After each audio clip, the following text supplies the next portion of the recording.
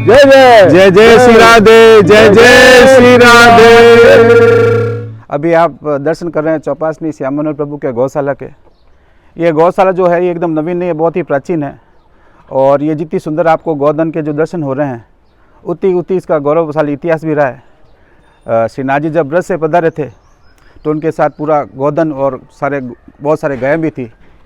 जब मारवाड़ के राजाओं ने गोस्वामी बालकों को शरण लेने की बात बताई कि भाई आपने स्वरूप को यहाँ पे पधरा है, तो उस समय जो गोस्वामी थे उन्होंने बोला कि जहाँ पे भी हमारे गायें जो है वो पानी पीने रुकेगी वो जगह में अनुकूल रहेगी। तो अभी जो वर्तमान मंदिर है इससे 4 किलोमीटर आगे एक चौका गांव है, वहाँ पे जो बांध था वहाँ पे सबसे पहले गायें रुकी थी पानी पीने के लिए।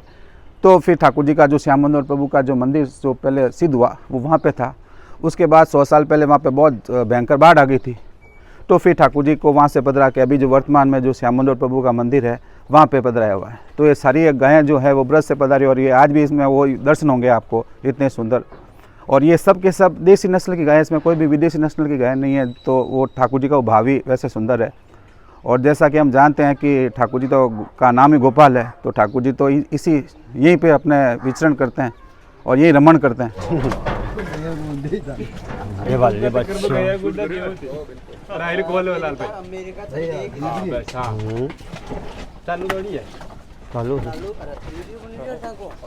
गिरिराज धरण की जय, लाडले लाल की जय, श्याम मनोहर लाल की जय, श्याम सुंदर श्री यमुने महारानी की जय, आज के आनंद की जय, जय जय श्री राधे। सनातन परंपरा में, हिंदू परंपरा में गौ माता के महत्व के बारे में देखिए सब श्रद्धा से उनको खिला रहे हैं।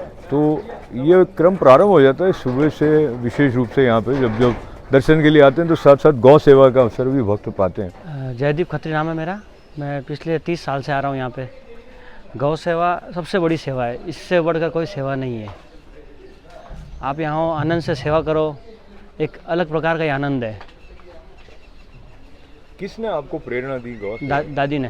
अच्छा, मतलब पूरे परिवार को दादी लेके आए यहाँ पे। इतने सालों से सेवा वगैरह भी सब उन्होंने ही सिखाई कि गुरु घर के सन्मुख रहना, गौ सेवा वगैरह में हमेशा आगे रहना, तो हमेशा तत्पर रहना गौ सेवा में, जैसे कोई भी समय हो।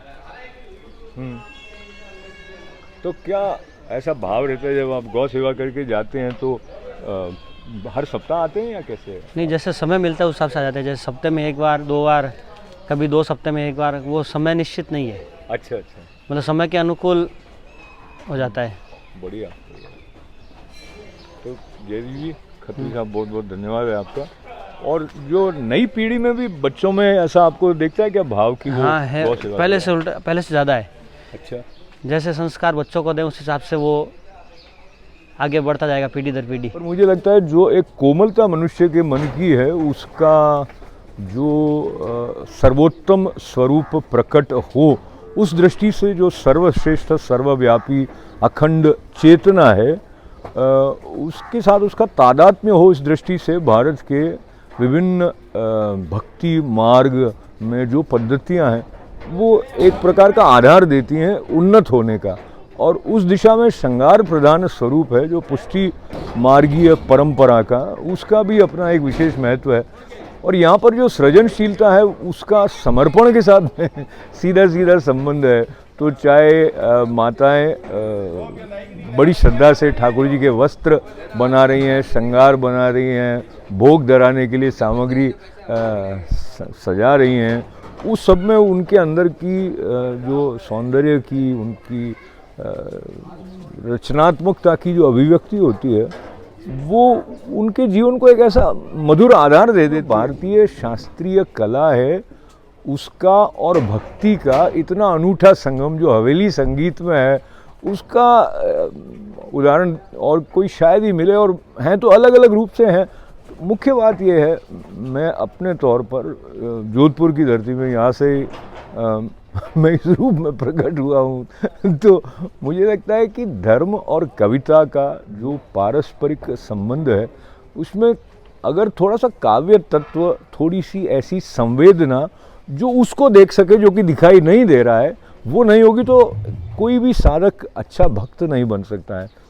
हालांकि कई बार ऐसा लगता है कि कविता अपने आप में एक स्वतंत्र माध्यम है सत्य तक पहुंचने का, वो भी संभव है, पर मेरी दृष्टि में धर्म और कविता एक दूसरे के पूरक हैं। बल्कि एक कवि कहीं ना कहीं मन में नहीं होगा तो आप जो सनातन परंपरा में धर्म का स्वरूप है वो अच्छा धार्मिक मनुष्य हो नहीं सकता है।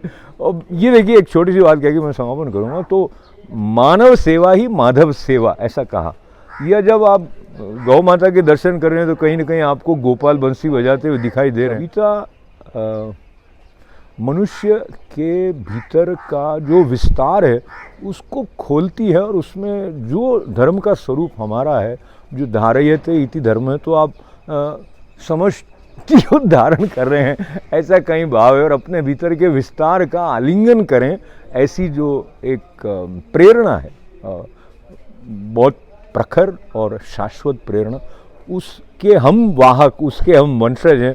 और यहाँ श्याम प्रभु मनोहर जी की गौशाला में देखिए ऐसा लग रहा है कि सब गौ माताएं जो हैं वो मेरी बात से सहमत हो रही हैं, सब मुझे लग रहा है सुन रही है। मैं पिछले 40 साल से यहाँ पे प्रभु कृपा से आ रहा हूँ, मंगला के अंदर चौपासने। पहले चौपासने का जो हमारा जुड़ा हुआ है पारिवारिक, जो लगभग 80-90 सालों से है। पहले मेरे दादाजी आते थे, दादी जी आती थी, वो पैदल आती थी क्योंकि यातायात या ट्रांसपोर्टेशन कोई फैसिलिटीज़ नहीं थी, तो वो 12-14 किलोमीटर पैदल चल के आते थे जोधपुर शहर से, हाथों में कुछ सामान लेके, ठाकुर जी की सामग्री वगैरह। उसके बाद धीमे धीमे साइकिल पे आना चालू हुए, फिर मोटरसाइकिल पे, आज प्रभु के पास कारों पे आ रहे हैं।